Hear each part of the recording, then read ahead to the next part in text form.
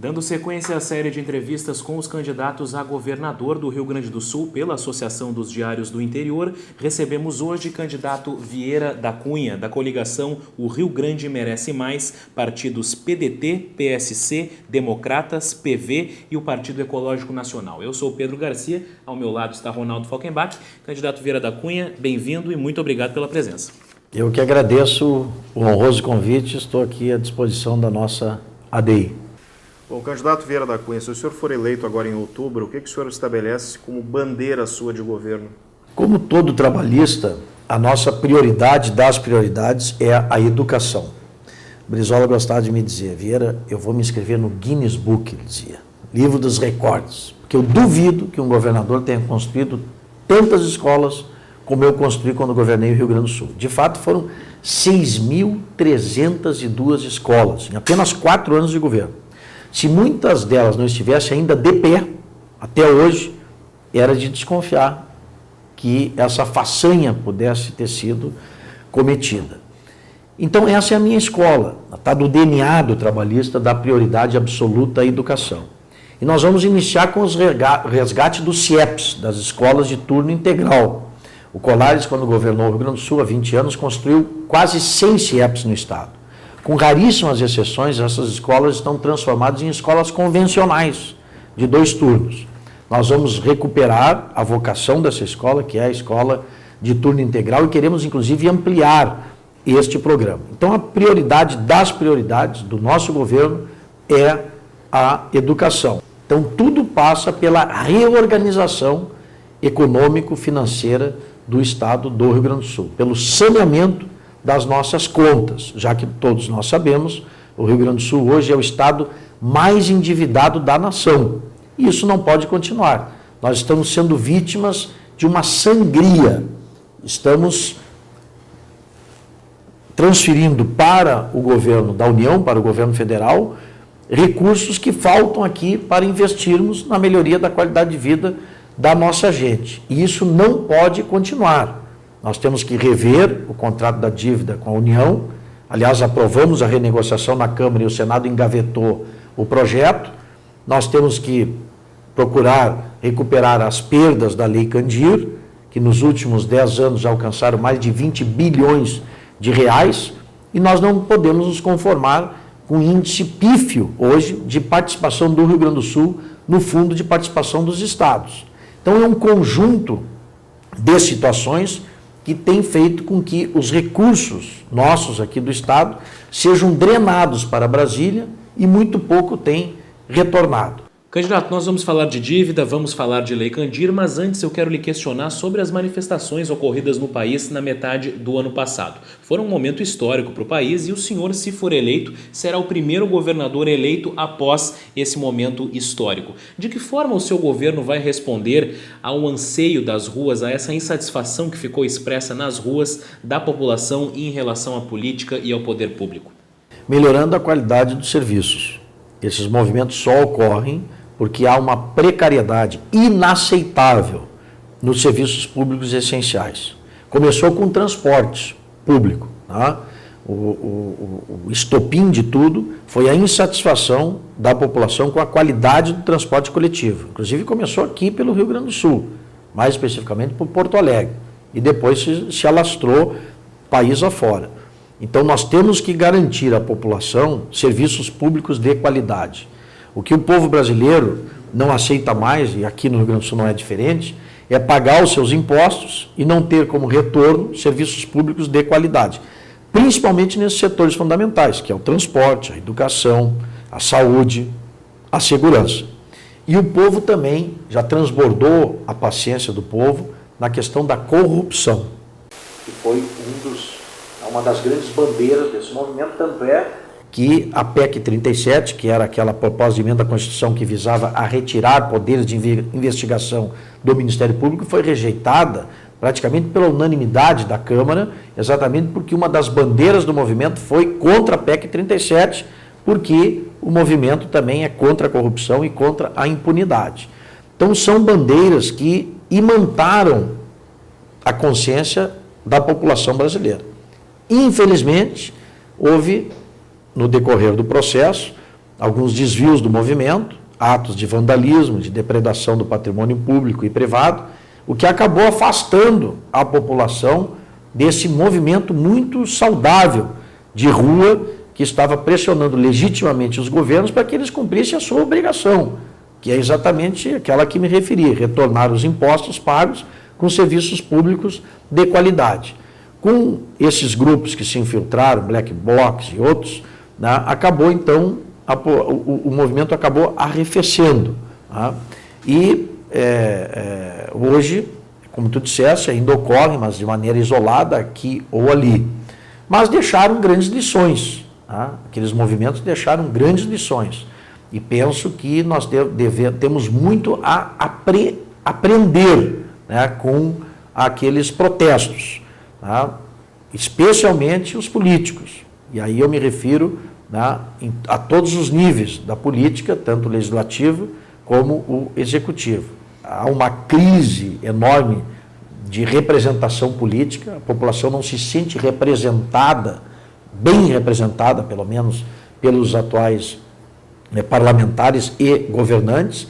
Isso tem que ser objeto de uma profunda autocrítica para que a política se reinvente no Brasil, a fim de que os representantes se reaproximem da população, para que não haja essa enorme crise hoje, né, de legitimidade dos políticos e das instituições.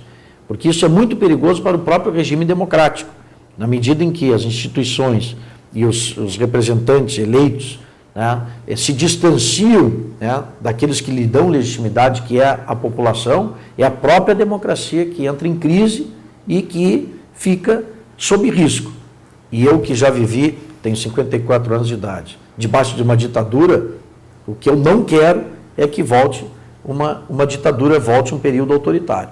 Então nós temos que reinventar a política e temos que cada um de nós fazer a nossa parte, inclusive o eleitor, e eu diria até principalmente o eleitor, porque ninguém cai no governo de paraquedas e muito menos no parlamento, todos são eleitos pelo voto popular. Então essa reinvenção da política passa também, né, por um maior grau de consciência e de critério do eleitor na hora de decidir o seu voto. As pessoas têm que participar mais, têm que se informar mais, quem são os candidatos, o que representam, qual é a sua história, qual é o seu passado, quais são as suas propostas, para depois então decidir o seu voto. Chega de tratar o voto como mercadoria, um ato cívico de fortalecimento do regime democrático. Candidato Vieira da Cunha, tem um tema que a gente tem percebido quão importância os candidatos dão para ele, porque a maioria dos que nós conversamos até agora, às vezes começam a tocar nesse assunto antes mesmo de chegar a pergunta. O problema da dívida no Estado. Qualquer investimento que se pretende fazer hoje acaba sendo prejudicado em função dessa quantidade de recursos que o Estado precisa pagar para a União. Houve uma tentativa de votação no Congresso, acabou por pressão até do próprio governo federal não avançando. Como é que o senhor pretende, eleito, atuar para renegociar a dívida do Estado com a União? Bom, essa situação vem sendo elencada por todos os candidatos como prioritária, porque de fato ela é mais do que prioritária, é uma espécie assim de condição para que as outras coisas ocorram. O que adianta eu dizer que eu vou retomar o programa do CIEP, que eu vou aparelhar a polícia, que eu vou cuidar da saúde, que eu vou recuperar as estradas, vou concluir as obras inacabadas, né, se eu não tenho recurso para isso? Eu vou ser mais um a prometer e a iludir o povo. Então, tudo passa pela reorganização financeira do Estado. Para você ter uma ideia da gravidade da situação, basta referir que no ano passado, 2013, o déficit orçamentário do Estado do Rio Grande do Sul chegou à casa de 1 bilhão e 400 milhões de reais. Estou falando do orçamentário. Se eu falar no financeiro, ele se aproximou da casa dos 4 bilhões de reais. Então, veja, é uma situação insustentável. As causas são várias. Mas uma das principais é esse contrato leonino, inadmissível, absurdo, que faz com que 13% da receita corrente líquida do Estado do Rio Grande do Sul vá para a União todos os meses. Isso faz com que o Estado tenha perdido a sua capacidade de investimento. O Tarso conseguiu investir, em média, apenas 5% da receita no seu triênio de governo. Para se ter uma ideia do que isso significa, basta eu lembrar que no governo Colares, que já deixou o governo há 20 anos, a média de investimento foi de 13% da receita líquida. Então, se passaram 20 anos, os problemas se avolumaram, as demandas estão aí e os recursos minguaram, diminuíram. Então, nós precisamos ter uma posição proativa em relação a esse contrato da dívida.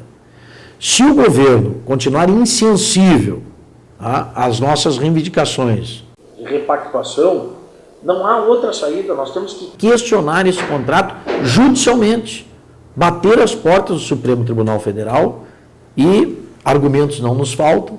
O IGPDI se transformou, né, numa bola de neve, né, é um absurdo, tanto é que a própria presidente, como tu bem lembraste, mandou um projeto lá para o Congresso, no sentido de trocar o indexador e reduzir a taxa de juros, só que nós na Câmara aprovamos o projeto e o Senado engavetou. E engavetou por pressão do ministro da Fazenda. Então veja, é um governo que a presidente manda um projeto e o seu próprio ministro da Fazenda a desautoriza. Isso é um absurdo. Não tem explicação, não tem cabimento. Então, a minha posição sobre a dívida é muito clara. Nós temos que pressionar o governo para a repactuação, se o governo, não só no que diz respeito ao indexador e à taxa de juros, mas também quanto ao índice de comprometimento da nossa receita, que hoje é altíssimo, de 13%, e tem que ser reduzido para, no máximo, 9%. Mesmo que nós tenhamos, como de fato teremos que ampliar, né, o prazo de pagamento. Bom, candidato, o senhor citou logo na primeira resposta a Lei Candir, e esse é um assunto que inclusive já foi pauta de eleições anteriores e é uma questão que preocupa sobretudo o setor exportador, porque houve uma queda de repasses da União para o Estado e com isso as empresas exportadoras não têm acesso às compensações que pela lei elas têm direito. E isso já fez inclusive com que algumas empresas, como por exemplo no setor fumageiro, levassem as suas operações para outros estados. O senhor enxerga margem para uma negociação com o governo federal em torno disso? Bom, eu sinceramente penso que o governador tem atuado com uma timidez inexplicável nesse assunto. Nos últimos 10 anos, o Rio Grande do Sul perdeu mais de 20 bilhões de reais em função da Lei Candir. E o artigo 91 do ato das disposições constitucionais transitórias, ele diz que tem que haver essa compensação. Só que até hoje não foi regulamentado. Evidente, o governo não tem interesse de regulamentar, porque uma vez regulamentado ele vai ter que aportar os recursos. Então hoje fica a seu critério. E há muito tempo o governo federal congelou o quantum que o Rio Grande do Sul tem recebido em função dessas perdas em cerca de 140 milhões de reais. E nos passam esse montante que é insuficiente, que não repõe as perdas, tanto é que elas têm se acumulado e no último decênio chegaram a esse valor de mais de 20 bilhões de reais.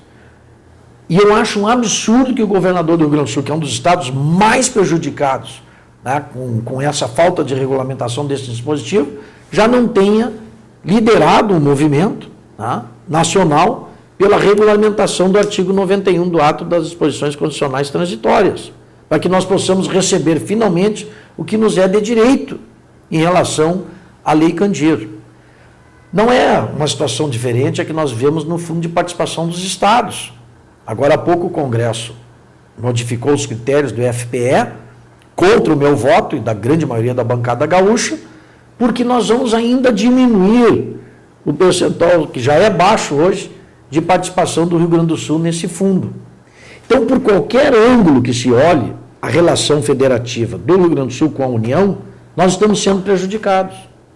Por muito menos nós fizemos a Revolução Farroupilha. Ficamos 10 anos peleando contra o governo central, por muito menos do que está acontecendo hoje com o Rio Grande do Sul. E qual é a postura do governo atual? É de complacência, é uma postura de submissão, de subordinação, incompatível com a tradição do Estado do Rio Grande do Sul. Independentemente de quem estiver no governo federal, seja quem for, num governo sob nossa responsabilidade, os direitos do Rio Grande do Sul serão respeitados. Nós vamos fazer valer os direitos do nosso Estado. O Rio Grande do Sul tem essa tradição né, de luta, tem essa tradição de buscar o que lhe é de direito, e nós não podemos continuar com essa posição complacente, que chega à beira da omissão em busca dos direitos que são do nosso Estado. Nós não queremos nada mais do que devolvam para nós o que nós mandamos para Brasília. Se devolvesse o que nós mandamos para Brasília, nós não teríamos os problemas que nós estamos atravessando. Há outros estados que mandam para Brasília e recebem de volta um recurso equivalente, como por exemplo a Bahia. E o Rio Grande do Sul segue sendo sangrado, discriminado, e isso tem que ter um fim, tem que ter um ponto final. Se o alinhamento das estrelas não resolveu, nós temos que buscar de outras formas, e com pressão política, e se for o caso, com articulação e com contestação judicial, inclusive. Eu fiz isso quando fui presidente da CE. Fui buscar os recursos que a União estava negando ao nosso Estado como presidente da companhia. E agora há pouco o Rio Grande do Sul recebeu 3 bilhões de reais, B de bola, bilhão, 3 bilhões de reais, de volta para o Estado, fruto de uma ação que o então presidente da CE, Vieira da Cunha, entrou contra a União, já que eles teimavam e não reconheciam os direitos que nós tínhamos por conta de uma negociação que se fez de uma conta que se chamou Conta de Resultados a Compensar. Então eu fui buscar esse prejuízo na justiça, e muita gente na época me censurou. Não, mas ele vai entrar contra o poder concedente, a União vai retalhar, a CE não vai ter sua concessão prorrogada. Eu digo, não, nós temos que buscar, é nosso, é direito nosso. Eles não podem nos negar esse direito. Fomos à justiça, verdade que tramitou, né, durante 18 anos o processo, mas finalmente transitou em julgado com ganho do Estado do Rio Grande do Sul, da CE. Os cofres do Estado receberam mais de 3 bilhões de reais, estão recebendo mais de 3 bilhões de reais, fruto daquela ação que nós entramos lá na década de 90. Então o que precisa? Precisa ter atitude, precisa enfrentar, precisa ir em busca dos nossos direitos. E é isso que nós pretendemos fazer como governador do Estado, se o povo nos der essa honra de governar o Rio Grande do Sul. Candidato, vamos falar agora um pouco sobre a relação agricultura-economia. Hoje a agricultura do Rio Grande do Sul está muito dependente de questões climáticas. Um ano que a gente tem um clima favorável, a produção é elevada, reflete num PIB bom. E em outro ano, quando a gente tem chuva em excesso, ou principalmente estiagem, afeta a agricultura, a produção do campo, o PIB do Rio Grande do Sul cai. O que o senhor pretende fazer para reduzir essa dependência hoje que o setor produtivo do campo tem em relação ao clima? Bom, nós temos que ter medidas, né, e há tecnologia hoje para isso, né, uma política de irrigação, né, que faça com que nós possamos enfrentar esses períodos de estiagem, que, como tu bem lembrou, infelizmente existem, né, com uma certa frequência aqui no Rio Grande do Sul. Eu tive a oportunidade de visitar há alguns anos o estado de Israel, que consegue, né, com tecnologia e investindo nessa área, tirar leite de pedra, como a gente diz na gíria, né? É uma região inóspita, né, toda de pedregulho, e eles conseguem produzir na base do investimento em tecnologia e na irrigação. Então é isso, nós temos que investir, né, o Estado tem que fazer a sua parte, tem que haver uma política de Estado, né, de apoio ao nosso produtor, para que, independentemente das questões climáticas, sejam benéficas ou adversas, ele possa, né, continuar produzindo, possa continuar fazendo a roda da economia do Rio Grande do Sul rodar, né, porque aqui esse é um estado que tem, né, a sua alavanca do desenvolvimento calcada exatamente na atividade agropecuária, né.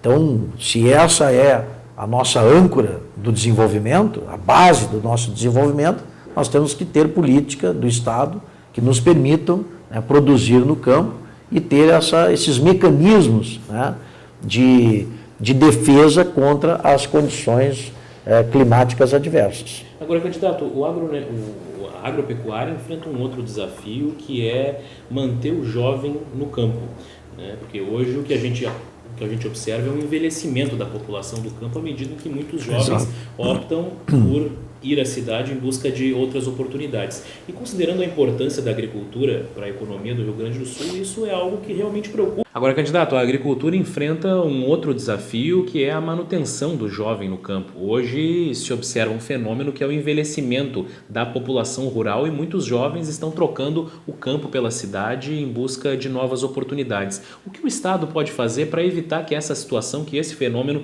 traga problemas maiores à economia no médio e longo prazo? É fazer que chegue ao campo, né, aquilo que atrai o jovem para o meio urbano.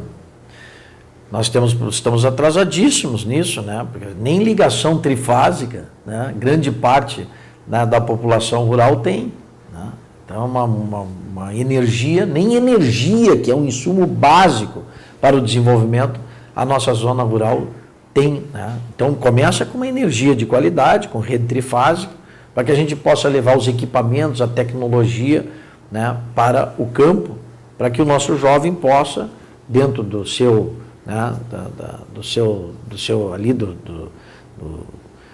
do seu local de moradia, da sua região, no interior, as condições que fazem com que ele vá para a cidade. Isso envolve desde os insumos básicos para o desenvolvimento, como é o caso da energia que eu me referi, até uma escola de qualidade. Né? Por que o jovem emigra? Né? Por que ele sai? Ele sai em busca de uma escola de qualidade, que geralmente não há na sua região, sai em busca de trabalho, né? Sai em busca, né, da tecnologia, da modernidade. No momento em que nós conseguimos levar isso para o campo, isso não se faz da noite para o dia, não é um período de governo que se faz, mas é uma política, né, que tem que ser iniciada para levar para o campo essas condições. E a partir daí, então, é claro que nós vamos estancar, né, a imigração e mais. Podemos, inclusive, sonhar, né, e é um sonho realizável, de inverter essa corrente. Que na medida em que nós tenhamos condições no campo, muitos vão voltar, porque nós sabemos o que é viver numa grande cidade hoje. Né? Os problemas do trânsito, a poluição, né, a violência. Quem é que não quer viver, né, com a sua família com mais tranquilidade, no interior, com paz? Todos queremos. Agora, a questão são as condições para que o jovem possa constituir a sua família e criar seus filhos lá no interior, no campo. À medida em que nós criarmos essas condições, eu tenho certeza que a corrente migratória não só vai ser estancada, como pode até ter o efeito reverso. As pessoas vão voltar, vão querer voltar da cidade para o campo, né? E aí sim nós temos uma sociedade mais harmônica, desenvolvida de maneira mais harmônica. Né? Candidato Vieira da Cunha, um outro ponto, até relacionado a finanças também, diz respeito à máquina pública, né? Algumas críticas de que a máquina pública ela é muito onerosa, ela tem um custo elevado para o cidadão e às vezes acaba não beneficiando ele como deveria. Se eleito, o senhor tem alguma meta, algum projeto nesse sentido, de tornar a máquina pública do Rio Grande do Sul mais enxuta? Eu te diria o seguinte, nós precisamos ter uma máquina pública eficiente. Nem sempre a eficiência quer dizer enxuta. Vou te dar um exemplo. Segurança pública. Nós, há 20 anos, tínhamos quase 30 mil policiais militares no estado do Rio Grande do Sul. Estou falando em 1994, governo Colares. Hoje, passados 20 anos, 2014, de 94 para 2014, tem quase 6 mil policiais militares a menos no Rio Grande do Sul. Agora, na Copa do Mundo, padrão FIFA, né? Pegaram os policiais do interior, trouxeram para Porto Alegre. Integraram as polícias, usaram a tecnologia no centro de comando em que havia câmeras, em lugares estratégicos, atuaram com inteligência, com planejamento e com integração. É a receita. Agora, para isso precisa ter recursos humanos e recursos materiais. Então, não pode se falar em enxugamento. O povo não quer enxugamento, o povo quer eficiência na prestação do serviço. A população quer eficiência. Claro que onde houver inchaço, nós temos que enxugar. Onde houver desperdício, nós temos que combater. Mas eu não sou da turma do Estado mínimo. Eu sou da turma do Estado necessário. Necessário para prestar um bom serviço à população. Candidato, já que o senhor tocou nesse assunto, como tornar a máquina pública mais eficiente? Porque hoje os serviços públicos não atendem o anseio da população, não tem o desempenho, a agilidade, a eficiência que a população espera. Nós temos aí obras que demoram muito para sair, quando começam demoram muito para terminar, enfrentam uma série de entraves burocráticos. Como superar isso? Eu te diria que é um conjunto de medidas. Tá? Primeiro, não é uma fórmula mágica, né? Porque são problemas estruturais que vieram se acumulando ao longo do tempo. Tem que ter uma linha, né, de governo, que é exatamente a busca da eficiência da máquina pública. Então, para que a máquina pública seja eficiente, ela não pode ser inchada, né? Ela tem que ter princípios que são princípios de austeridade. Né? Nós temos que estancar os ralos por onde se esvai o dinheiro público, que são principalmente o desperdício e a corrupção. Tem que ter uma política de combate efetivo à corrupção. Não podemos continuar convivendo aí com escândalos como há pouco nós assistimos aí nas obras das escolas públicas, obras inacabadas, mal feitas, não fiscalizadas. Tá? Então nós já temos poucos recursos. E o pouco que a gente ainda aplica mal. Aí nós não vamos superar a crise nunca. Então, como eu disse, é um conjunto de medidas. Onde houver inchaço, onde houver desperdício do dinheiro público, onde houver excesso de funcionários, claro, racionalizar, diminuir, enxugar, não tenha dúvida.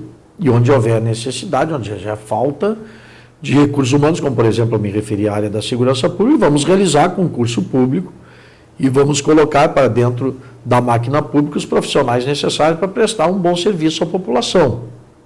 Onde der para enxugar, nós vamos enxugar. Por exemplo, número de cargos de confiança. Isso pode e deve ser enxugado. Priorizar o profissionalismo, o serviço público, a contratação por concurso. Isso nós vamos fazer. Tá? Agora, vai resolver? Não vai. Mas um conjunto, né, de medidas somadas, todas elas buscando a eficiência, a racionalização, a austeridade, bom, tudo isso somado vai chegar ao resultado que todos nós queremos, que é recuperar o equilíbrio econômico e financeiro do Estado. Temos que atuar nas duas pontas, na receita e na despesa. A receita própria, felizmente, tem andado bem. Nosso principal tributo, que é o ICMS, tem tido crescimento real de arrecadação. Tá? Agora, na ponta da despesa, nós temos que segurar, né? Porque o que está havendo, infelizmente, né, na minha avaliação crítica desse governo, né, é uma administração que não tem, né, sabido segurar as despesas. É um governo que toma empréstimo em cima de empréstimo. A grande meta do governo Tarso é pegar mais empréstimo. Né? Ele toma medidas para poder buscar mais dinheiro emprestado. É como se fosse assim uma família em que o pai, ele está, ou a mãe, né? Tem muita mulher chefe de família, que o chefe ou a chefe de família está totalmente endividado, o gerente do banco liga todos os dias, estourou o cheque especial, juro atrás de juro, cobrador na porta todo dia, o telefone não para de tocar, carnê da loja venceu, e eles continuam jantando fora, comendo do bom e do melhor, restaurante de primeira, entendeu? Reajustando a mesada do filho. É isso, o atual governo está agindo dessa forma. Isso é inconcebível. Então nós temos que ter uma atitude diferente, de enfrentamento da crise, uma postura, né, do governador, e que tem que depois perpassar por todas as áreas do Estado, de contenção de despesa, de racionalização administrativa, um conjunto de medidas, né, que levem o Estado a superar essa crise. Então é uma série de providências que, somadas, vão fazer com que nós possamos superar, né, essa situação em que o Estado se encontra. Falando em contenção de despesas, candidato Vieira da Cunha, o Rio Grande do Sul tem programas hoje de transferência de renda, como é o caso do RS Mais Igual. O senhor pretende manter, alterar esses tipos de programas que repassam recursos para a população de baixa renda? Não, nós temos que manter esse tipo de programa. Aliás, eu aproveito para dizer o seguinte, eu não sou daqueles que, ao chegar no governo, vou deixar de reconhecer avanços, né? Projetos que possam ter melhorado, né, a situação em determinado setor, que venham, né, trazendo benefícios à população, que venham dando resultados positivos, serão mantidos, né? Inclusive com o reconhecimento da paternidade, não tem problema nenhum, não, porque um dos problemas que nós temos aqui no Rio Grande do Sul é isso, quer dizer, se foi feito pelo meu antecessor, não presta, né? O mínimo que faz é trocar de nome, mantém o programa, troca de nome. Não, tem que reconhecer, olha, isso está bem feito, é um projeto que está dando certo, vamos manter e vamos reconhecer que começou do governo de fulano, no governo de Beltrano, não tem problema nenhum. Isso tem que acabar. Um dos segredos para nós buscarmos a eficiência administrativa é a continuidade. Mas não precisa ser continuidade com os mesmos. É salutar, faz bem para a democracia, oxigenar o poder político, renovar. Mas ações e programas bem-sucedidos têm que ter continuidade. Mudou o governante, mas continua o programa. E esse é um deles, pela simples razão de que nós vivemos num estado com 1.300.000 pessoas na pobreza. Vou repetir o número, porque pouca gente sabe, ele é impressionante. O Rio Grande do Sul, o nosso Rio Grande do Sul, que é tido como estado rico, desenvolvido, tem 1.300.000 pessoas na pobreza, sendo que destas, 300.000 são miseráveis. Então, essas pessoas têm que ter uma política social, né, que lhes permita sobreviver com alguma dignidade. Então, esses programas de transferência de renda serão mantidos no nosso governo. Agora, tem que ter porta de saída. Não adianta dar uma bolsa, uma complementação de bolsa, e as pessoas com isso, né, se eternizarem ali com a mesada do governo. Então nós temos que ter políticas de qualificação dessas pessoas para que elas possam aprender uma profissão, ingressar no mercado de trabalho e poder sobreviver do suor do seu rosto, e não de mesada do governo. E isso é o que tem faltado, infelizmente, tanto de parte do governo federal como de parte do governo do estado. Então nós vamos manter a política social, mas com porta de saída, ou melhor, porta de entrada dessas pessoas no mercado de trabalho. Candidato, qual vai ser a sua estratégia para atrair novos investimentos para o Rio Grande do Sul? Bom, primeiro criar um ambiente, né, em que o empreendedor, que o investidor, que o empresário se sinta bem recebido, coisa que não existe hoje no Rio Grande do Sul. Tá? Não existe. Então nós temos que criar essa política de atração de investimentos, de novos empreendimentos. As pessoas têm que saber que aqui no Rio Grande do Sul, os empreendedores, os empresários vão ser muito bem recebidos e vão ter, de parte do governo do estado, um parceiro para que eles possam desenvolver os seus negócios no ambiente de confiança. Essa é a palavra. Então nós temos que dar segurança jurídica, eles têm que saber que os contratos firmados serão respeitados, tem que ter um ambiente de negócios aqui, né, em que o empresário se sinta atraído, se sinta bem recebido, se sinta respeitado e se sinta seguro. Então, esse é um compromisso que nós assumimos, até porque nós precisamos dessas parcerias, inclusive das chamadas PPPs, as parcerias público-privadas. Que, aliás, é a pergunta na sequência, então eu já vou lhe fazer. O que o senhor acha das PPPs? O senhor pretende utilizar as parcerias públicas-privadas no seu governo? Com certeza. Agora, com uma ressalva. Serão parcerias público-privadas que serão firmadas de maneira transparente e com modicidade tarifária. Eu era deputado no governo Brito, eu votei contra o sistema de pedágios do governo, não porque eu seja contra o pedágio em si, não tem nenhum tipo de preconceito com o pedágio, mas o que não pode é o sistema de concessão se transformar num instrumento de exploração da população, que nós já tínhamos as estradas construídas com dinheiro público. Os concessionários passaram um vernizinho ali de asfalto, botaram os olhinhos de gato e começaram a cobrar tarifas altíssimas da população. O povo gaúcho se sentiu, com razão, explorado. Por isso que existe uma grande aversão do povo gaúcho ao sistema de pedágio. porque foi mal implantado no Rio Grande do Sul.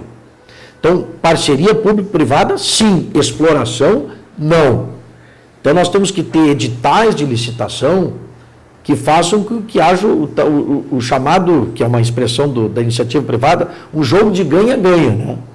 Quer dizer, tem que ser bom para o Estado, tem que ser bom para o investidor, tem que ser bom para o usuário, principalmente. Porque o usuário, se tem uma estrada construída com recursos privados, que está bem conservada, bem sinalizada, que ele vai trafegar com segurança, ele não se importa de pagar o pedágio, desde que o preço seja justo. Então é isso que nós temos que ter aqui no Rio Grande do Sul, um sistema de concessão, né, que tenha como norte esses princípios, principalmente esse da modicidade tarifária. É o que nós pretendemos fazer. Candidato, já que o senhor falou em estradas, eu vou antecipar a pergunta, porque no ano passado o governo tomou a medida de assumir a responsabilidade da parcela da malha rodoviária que desde os anos 90 estava concedida para iniciativa privada. Houve redução na tarifa de pedágio, algumas praças inclusive foram extintas, mas a medida de certa forma ainda é controversa porque existem queixas em algumas regiões quanto à qualidade do serviço que vem sendo oferecido pela empresa gaúcha de rodovias. Se o senhor for eleito, de que forma o Estado vai tratar essa questão das estradas? As parcerias com a iniciativa privada vão ser retomadas? Sim, sem prejuízo da atuação da EGR, pelo menos enquanto ela se fizer necessária. Porque o que ocorre? É que muitas vezes as pessoas não entendem, achando que há uma sobreposição, né, do DAER com a EGR, por exemplo. Não. A EGR ela foi criada e existe para cuidar das estradas pedagiadas. Porque o que acontece? Como o atual governador, ele preferiu não prorrogar os contratos de concessão, ele extinguiu as concessões, alguém tinha que cuidar das estradas pedagiadas, sob pena do DAER voltar a assumir tudo. E nós sabemos, nós que transitamos pelo Rio Grande, sabemos a situação que estão as estradas que o DAER tem o dever de cuidar. O DAER está sucateado, o DAER não tem estrutura e condições para dar a manutenção devida às nossas estradas. Então, como o governador não prorrogou os contratos de concessão, ele tinha que ter uma estrutura para cuidar dos trechos pedagiados e criou então a EGR. Sem prejuízo de medidas que nós vamos tomar para verificar se a estrutura da EGR é adequada, né, se há excessos aqui ou ali, nós vamos cortar, evidentemente, né, mas ela é necessária. Inclusive, eu não descarto a possibilidade dela continuar existindo mesmo depois da licitação. Por quê? Vou explicar por quê. Porque é muito importante uma empresa pública dentro do sistema. Porque ela passa a ser os olhos do governo por dentro, no regime de concessão. Então, se eu estou operando um trecho, eu, Estado, tenho muito mais condições de exercer o meu papel de fiscalização do desempenho dos concessionários privados.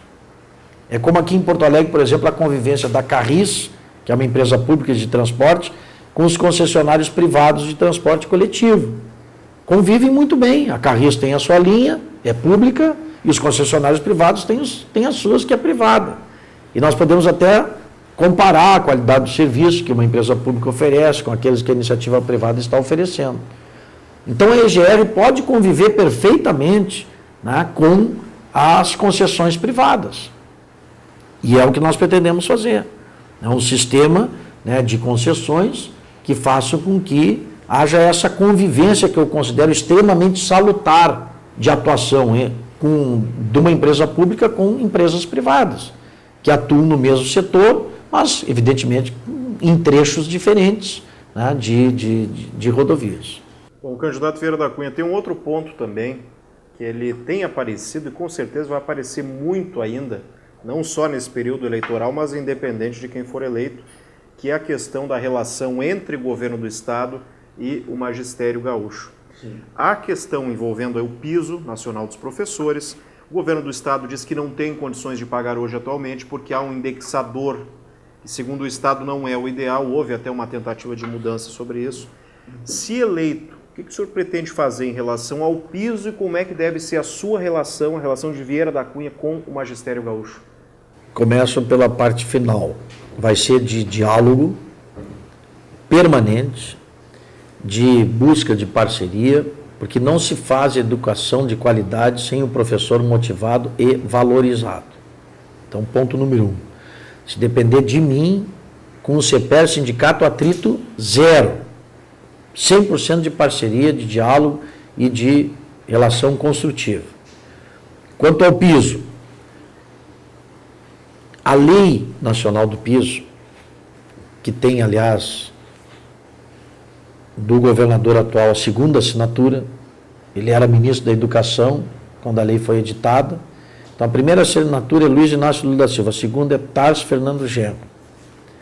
Por isso é que há uma revolta da categoria com o governador, porque ele é o signatário da lei do piso e entrou na justiça, né, contestando a lei que ele mesmo foi um dos que assinou. A lei do piso, no seu artigo 4º, tem um dispositivo que diz o seguinte, que aqueles estados que tiverem dificuldade orçamentária para cumprir a lei do piso, receberão aporte de recursos da União. Mas o mesmo dispositivo condiciona esse aporte de recursos àqueles estados que recebem complementação do Fundeb. Até porque as nossas matrículas aqui têm decrescido, nós não conseguimos aportar, acessar os recursos para pagar o piso. Há um ofício, inclusive, que chegou às minhas mãos há poucos dias, do ministro da Educação, dirigido ao governador Tarso Genro, explicando essa situação. Eu não tenho conhecimento de atitude do governador para fazer a modificação dessa lei, porque ao invés de contestar a lei do piso na justiça, como ele fez, ação, aliás, que nós vamos imediatamente retirar, que nós concordamos com a valorização salarial do magistério, não queremos contestar a lei do piso, nós queremos criar as condições do seu cumprimento. Porque já que nós não temos condições aqui no Estado de cumprir, nós temos que buscar essa parceria com a União que já está prevista em lei. E retirar da legislação o impedimento, que é a complementação do Fundeb. Eu mesmo, como deputado federal, sou autor de um projeto de lei para modificar o artigo 4º da lei do piso. Outros deputados também têm iniciativa no mesmo sentido. O que falta? Falta força política para fazer a modificação legislativa necessária e fazer essa parceria com a União, que, eu repito, já está prevista em lei para poder honrar o pagamento do piso nacional do magistério. Esse é o caminho que nós vamos percorrer. E eu penso, porque hoje são poucos os estados que recebem essa complementação, que eu vou ter o apoio de colegas governadores, né, que vão, junto comigo, fazer a pressão, né, junto à União, para que venham esses recursos. Tá? Eu acho o caminho que o governador Tarso adotou totalmente equivocado. Né? Ao invés de ir contra a lei na justiça, ele tinha que ter buscado, pela via política, do convencimento da negociação com o governo federal e com o próprio parlamento, a modificação da lei para que o Rio Grande do Sul possa receber essa complementação dos recursos necessários ao pagamento da lei do piso.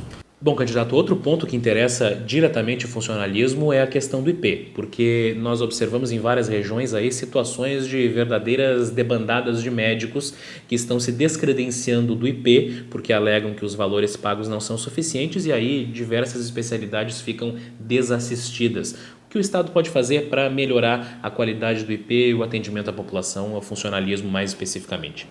Olha, eu penso que essa questão da assistência do IP, assistência à saúde, é um problema de gestão. Até porque o mesmo IP, com os mesmos recursos, num passado não muito distante, recuperou sua credibilidade junto aos médicos, viveu períodos, né, de equilíbrio. E por quê? Porque havia uma gestão competente que garantiu, né, o bom funcionamento do Instituto.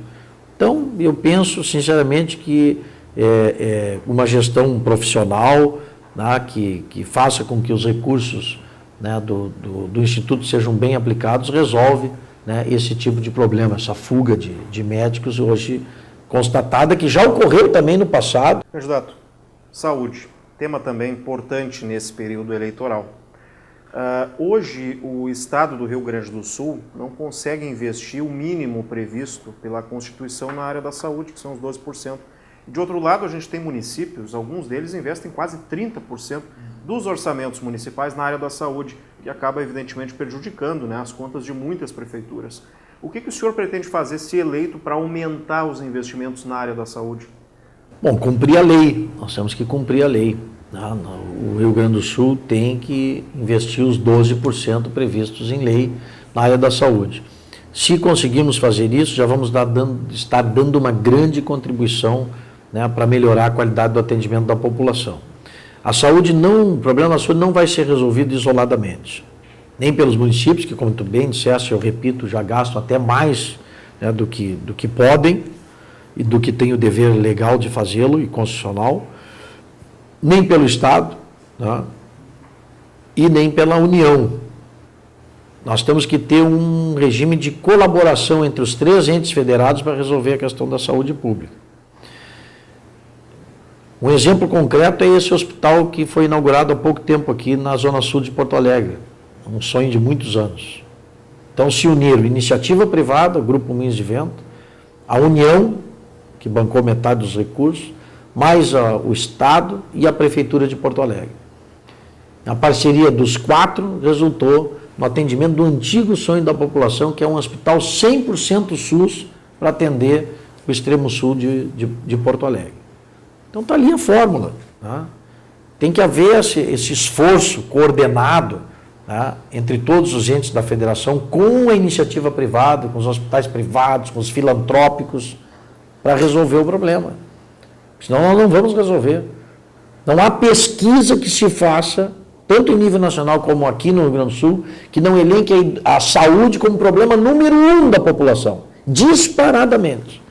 Antigamente era desemprego, violência, aparecia educação, segurança, e hoje é saúde, mas assim, disparadamente. Por quê? Porque o sistema não está funcionando, porque as pessoas que precisam do atendimento não estão tendo, principalmente quando se trata do chamado atendimento de alta complexidade, porque aí o interior do estado, né, não tem a rede preparada para atender os casos de alta complexidade, tem que estar mandando para Porto Alegre. Congestiona o sistema aqui, as filas ficam enormes, muitas vidas se perdem, seja no tempo de espera, seja no próprio deslocamento, e a situação está aí, a população desassistida, né, e apontando a saúde como o problema número 1.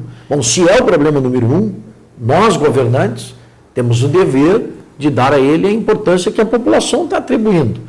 Isso nós pretendemos fazer no nosso governo, buscar as parcerias necessárias com a União, né, com os municípios, para fazer com que as regiões, as próprias regiões, possam ter a estrutura necessária para dar resolutividade aos atendimentos. Bom, o senhor falou dos hospitais, candidato, e nós temos aí diversos casos em várias regiões do estado de hospitais que estão afogados, com falta de leitos, enfim, sem conseguir atender a demanda de atendimento da população. O que o Estado deve fazer? Que tipo de investimento deve ser priorizado? Deve-se construir novos hospitais? Por onde o senhor vai começar? Bom, essa é uma questão técnica, né?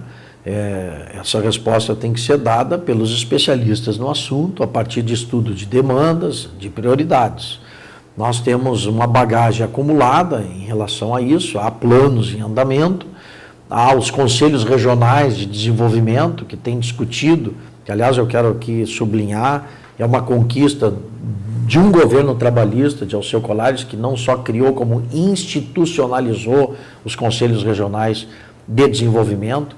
Hoje nós temos uma radiografia clara das demandas de todas as regiões do estado, as prioridades elencadas num processo democrático, né, de discussão com a comunidade, e os COREDs vão ser instrumentos valorizados, respeitados no meu governo, porque são essas instâncias, né, que fazem com que haja, né, um planejamento e uma democratização no estabelecimento das prioridades de governo, né? Então, com essa parceria, com essa participação e principalmente com estudos técnicos, nós temos que identificar quais são as principais demandas e agir, né, nas regiões de acordo com a peculiaridade daquela região. Não há uma fórmula uniforme para resolver o problema da saúde no estado, porque na região centro pode ser uma solução, no norte pode ser outra, no litoral já é uma terceira. Por quê? Porque todas as regiões têm as suas redes já constituídas. Então pode ser que numa determinada região se justifique construir um novo hospital, né? Equipar um novo, fazer um novo prédio. Em outra região pode ser que o caminho seja modernizar e reestruturar um hospital já existente.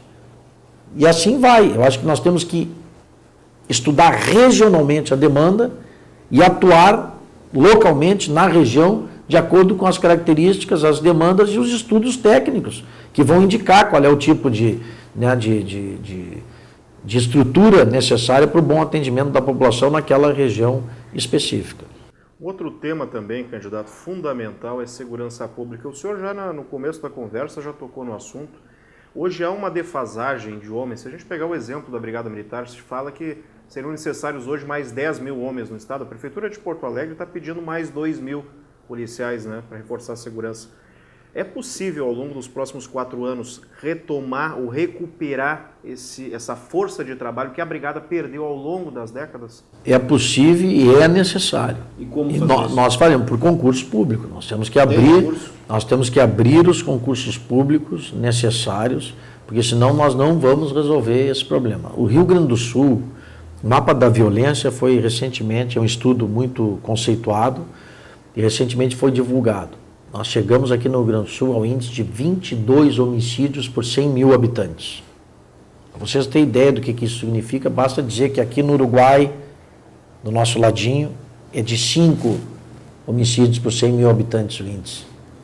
Nós convivemos aqui com 22 homicídios por 100 mil habitantes. Uma situação inaceitável. A violência que até bem pouco tempo atrás era um problema da capital e da região metropolitana, hoje ela está nas médias e nas pequenas cidades.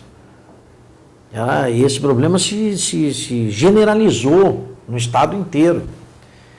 Então o Fortunati aqui está reclamando com razão da defasagem do efetivo, mas também não adianta vestir um santo e deixar o outro nu, como fizeram na Copa do Mundo. Resolveram o problema da capital, que é a sede da Copa, e deixaram o interior completamente desguarnecido. Eu ouvi protestos de várias lideranças do interior do estado, prefeitos, reclamando com razão de que ficaram completamente desprotegidos. Porque a criminalidade ela migra, onde tem ambiente mais propício, mais favorável, ela migra. É o caso do Rio de Janeiro. O Rio de Janeiro, com a política lá de pacificação das UPPs nas favelas, as gangues se transferiram para outros lugares, mas continuam existindo. Então nós temos que ter uma política de segurança. Então nós precisamos da integração das polícias, no trabalho de planejamento, de inteligência, a utilização da tecnologia, e também nós precisamos de uma revisão da legislação penal e processual penal. E aqui fala um membro do Ministério Público, que tem tentado dar a sua parcela de contribuição na atuação como deputado federal. E não tem conseguido. E por que não tem conseguido? Exatamente porque não está havendo, por parte do poder político, e principalmente dos governadores, que têm constitucionalmente essa responsabilidade de prestar o serviço de segurança à população, a mobilização e a pressão política necessárias para a reforma do Código Penal, do Código de Processo Penal e da própria legislação de execução penal e do próprio Estatuto da Criança e do Adolescente. Há uma exceção honrosa, o governador Geraldo Alckmin, que esteve várias vezes no Congresso e continua militando na causa de reforma do ECA, do Estatuto da Criança e do Adolescente, naquele dispositivo que hoje diz que, independentemente do crime praticado, o adolescente fica no máximo 3 anos internado e tem que ser compulsoriamente liberado, o que é um absurdo. Então nós estamos lutando para modificar esse dispositivo legal e com a pressão política do governador de São Paulo. O que tem feito o governador do estado do Rio Grande do Sul nesse sentido? Absolutamente nada. Nós temos que acabar com essa questão de dar progressão de regime, livramento condicional e outros benefícios, sabendo que o preso vai sair na primeira esquina, ele vai praticar um crime tão grave ou mais grave ainda do que o levou à prisão. E para isso nós temos que ter o exame criminológico. Está lá um projeto, há anos tramitando, que eu não consigo aprovar. Como governador, é claro que nós vamos ter mais poder político para fazer essa pressão sobre o Congresso Nacional, para que nós possamos ter, né, uma legislação penal e processual penal mais rígida, né, que possa dissuadir aqueles que querem seguir o caminho do crime. Hoje cumpre um sexto da pena e vai para a rua. O sistema semiaberto não funciona e a população não aceita mais isso. Aí nós temos a obrigação de revisar essa legislação. E também dotar, e aí um outro ponto importante na área da segurança, o sistema penitenciário de condições, né, de receber a população carcerária. Nós estamos convivendo aqui em Porto Alegre, em plena capital do estado, com uma das piores cadeias do país, que é o Presídio Central de Porto Alegre. Isso é uma vergonha para todos nós gaúchos. Isso é inadmissível. O governador já foi denunciado a organismos internacionais pela omissão em resolver esse problema. Pois é, candidato, nós estamos nessa situação calamitosa do Presídio Central de Porto Alegre, mas em outras regiões não é diferente. Nós temos por todo o estado aí presídios superlotados, com problemas muito sérios de infraestrutura. De que forma o seu governo vai agir para minimizar esse quadro dramático? Ele pode e deve construir os chamados presídios regionais, presídios que não tenham superpopulação carcerária, e cada região tem que resolver esse problema, né? Porque os presos têm uma origem, têm uma procedência, né? São presos que têm, né, que têm uma determinada origem, de onde eles vêm. E hoje nós temos uma concentração absurda ali no complexo de Charqueadas e aqui, né, na capital. Já há uma política em andamento no sentido de dotar o Estado de mais estabelecimentos regionais. Nós temos que dar continuidade a essa política e acelerar esse processo. No último debate que eu tive com o governador, ele disse, não, mas nós já estamos fazendo, nós estamos esvaziando o Presídio Central, tudo no gerúndio, né? Fazendo, esvaziando. Está terminando o governo e eles continuam fazendo, esvaziando, vamos fazer, vamos, quer dizer, né? E não acontece, não chegaram até o absurdo de falar que iam desativar o Central. E eu digo que é um absurdo, porque eu fui promotor de execuções criminais. Eu fazia inspeção nos presídios. Como é que Porto Alegre, a capital do estado, vai prescindir de ter um estabelecimento penal para onde vão os presos em flagrante, os presos preventivamente, aqueles que estão aguardando ainda a decisão judicial? Vamos botar onde essa gente?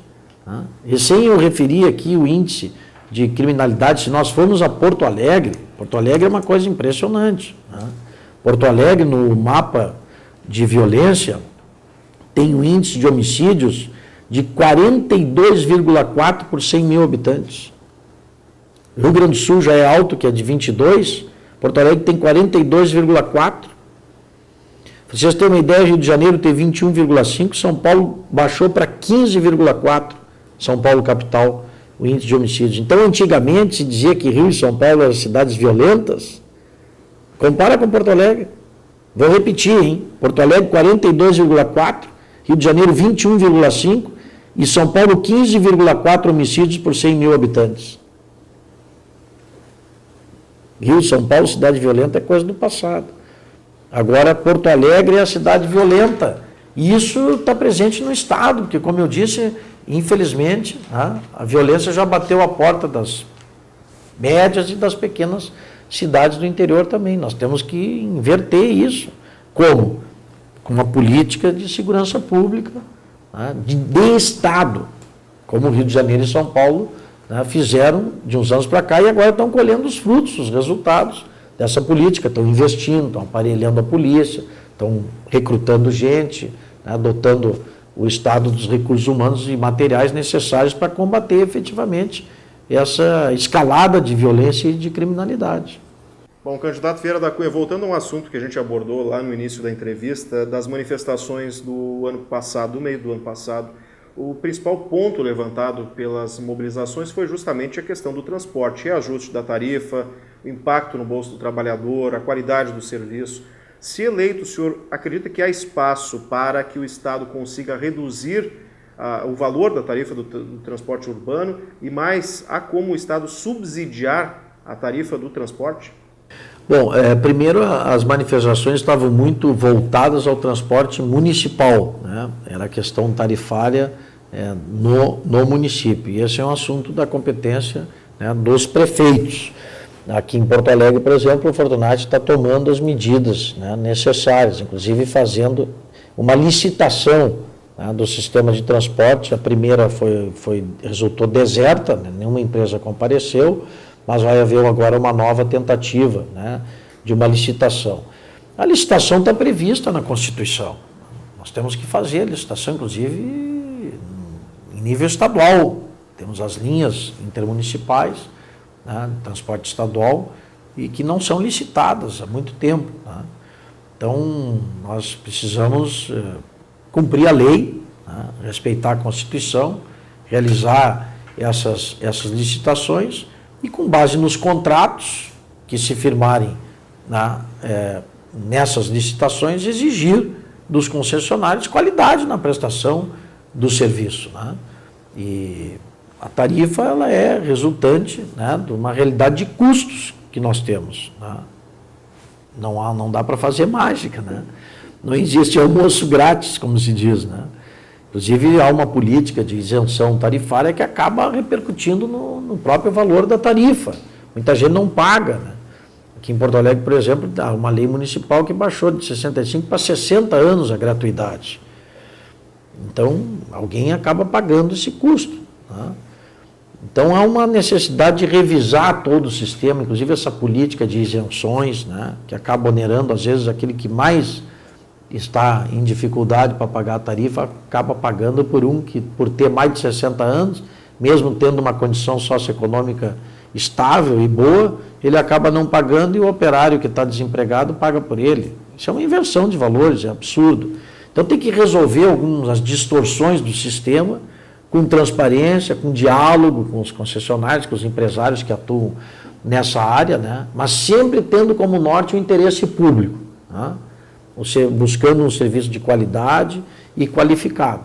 Eu penso que é assim, né? Com transparência, com diálogo, né? E realizando as coisas, né, de acordo com o que prevê a legislação e a própria Constituição, nós vamos conseguir qualificar o serviço de transporte, pelo menos no que diz respeito à nossa competência, né, que é o serviço intermunicipal de passageiros, né.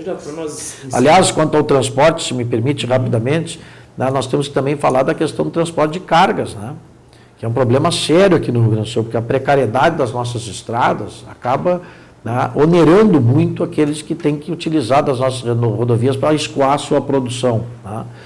E temos um problema sério aqui também, que é a subutilização das nossas hidrovias.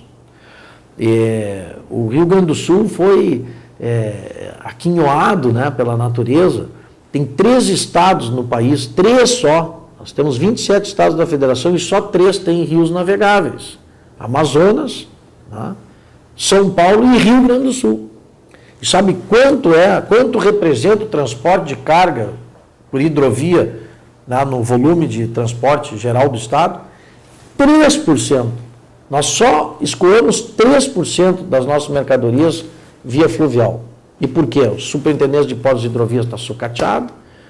Nós temos 3 ou 4 dragas, nenhuma funciona, né? Então, nem o serviço de dragagem, de manutenção dos nossos canais é feito pelo Estado. Então, isso tem que acabar. Nós temos que investir em outros modais de transporte, até para desafogar as nossas rodovias, né? É um transporte mais barato, menos poluente, né? E isso vale também para as ferrovias, né?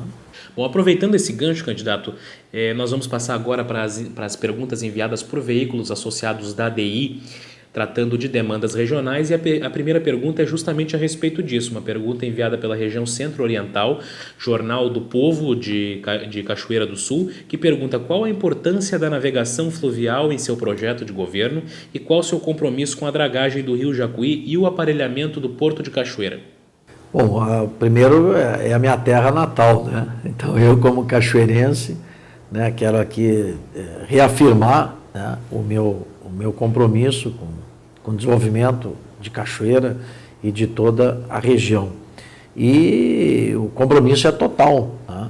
E no que estiver sob responsabilidade do Estado, né, nós faremos, né, para que nós possamos colocar, né, o transporte hidroviário, né, dar ao transporte hidroviário o espaço, né, que ele merece e que o Rio Grande do Sul precisa, né? E em Cachoeira há essa estrutura, né, subutilizada, em razão exatamente, né, daqueles elementos que eu me referi, né? Não há uma prioridade, não há uma atenção de parte do Estado naqueles serviços básicos, né? Como, por exemplo, esses de dragagem, né? Então, eu penso que há toda a própria natureza, né, nos concedeu toda essa potencialidade e que, por incompetência, né, e desestruturação do governo, não tem sido aproveitada. E essa é uma meta que nós perseguiremos num governo sob nossa responsabilidade. Então, aliás, candidato, da sua região tem mais uma pergunta também de 2 setores importantes por lá. Como o senhor pretende atuar para o desenvolvimento da cadeia produtiva do arroz e da cadeia produtiva da soja? Como é que o Estado pode auxiliar no desenvolvimento dessas culturas? Bom, o Rio Grande do Sul tem crescido e se desenvolvido, né, inclusive nos últimos períodos acima, né, da média nacional, exatamente pela força e pela pujança, né, do setor agropecuário, né? E o arroz e a soja são 2 produtos que têm liderado, né, esse processo, né, de crescimento da nossa economia. Então, tudo que nós pudermos fazer, né, para que esses setores, né, continuem impulsionando o processo de desenvolvimento do Estado, é nosso dever, né, é dever. Há uma frase do presidente Getúlio Vargas, que, aliás, nos aproximamos dos 60 anos da sua morte, né, ele que faleceu em 24 de agosto de 1954, que diz, né, onde está o interesse do produtor, está o interesse do Brasil, né? E se isso vale para o Brasil, vale muito mais para o Rio Grande do Sul, né? Então nós teremos, vamos dar atenção, né, que o setor agrícola merece, né, buscando apoiar o produtor, garantir os financiamentos necessários, né, para que ele possa manter e ampliar, né, a sua área plantada, e, enfim, todos aqueles órgãos do Estado que existem, né, para apoiar, o próprio IRGA, Emater, toda a estrutura do Estado que existe para apoiar a nossa economia, né, o setor primário da nossa economia, vão receber a nossa atenção, né, o nosso dever até em reconhecimento, né, a força, né, do campo no processo de alavancagem e de crescimento da nossa economia. Candidato, uma pergunta enviada pela região Nordeste, jornal Folha de Caxias, diz que a Serra Gaúcha tem problemas de infraestrutura que prejudicam a logística da distribuição da produção agrícola e metal-mecânica. E lhe pergunta, se eleito governador, a população da região pode contar com a duplicação e o pedagiamento da Rota do Sol entre Caxias do Sul e Lajeado Grande? Existe também a demanda da duplicação da RS 122 entre Caxias e São Vendelino. E, por fim, como o senhor pretende tratar a construção do aeroporto regional de Vila Oliva? Bom, são todas reivindicações, né, que são reivindicações justas, né? Agora, tudo isso requer investimentos, né? E aí nós voltamos, né, ao ponto inicial da nossa conversa. O Rio Grande do Sul tem que recuperar a sua capacidade de investimento para poder atender essas justas demandas regionais. A questão do aeroporto, né, ela também envolve um processo de articulação com o próprio governo federal. Eu tenho acompanhado, né, as gestões do prefeito Alceu Barbosa Velho, no sentido de que Caxias tenha, né, essa infraestrutura aeroportuária, né, necessária, para que Caxias continue crescendo e se desenvolvendo, né? São todas reivindicações justas e o Estado, dentro da sua realidade, né, econômico-financeira, vai fazer a sua parte, né, para que essas demandas sejam atendidas. Demandas também, candidato, aparecem na pergunta enviada pela região metropolitana, jornal IBA. Por exemplo, duplicação da ERS 240 entre Portão e Montenegro, que há um impasse entre DAIR e EGR. Tem também a 287, ligação da região com Porto Alegre, com o centro do estado. Não recebe manutenção adequada por parte do DAIR. Então a pergunta do jornal IBA é a seguinte, candidato. O que o senhor pretende fazer em relação ao DAIR e o que é possível fazer para melhorar a infraestrutura da região, especificamente da região do Vale do Caí? O DAIR precisa ser reestruturado, né? É de domínio público, né, que é um órgão que foi, né, sendo sucateado ao longo dos anos e que hoje não tem, né, a estrutura necessária para fazer esse trabalho tão importante, né, de conservação, né, e de manutenção das nossas rodovias. Então, as estradas que estão, né, sob os cuidados do DAIR, via de regra, estão em situação, né, de extrema precariedade. Então, nós temos a obrigação de reestruturar o DAIR para que ele faça, para que ele cumpra, né, a sua missão. Eu fico, inclusive, imaginando, né, quantos acidentes, né, quantas vidas, né, e quantas mortes e quantos feridos, né, nós poderíamos ter a menos se as nossas estradas tivessem, né, condições de trafegabilidade. Então, essa questão precisa ser enfrentada, né, a reestruturação do DAIR.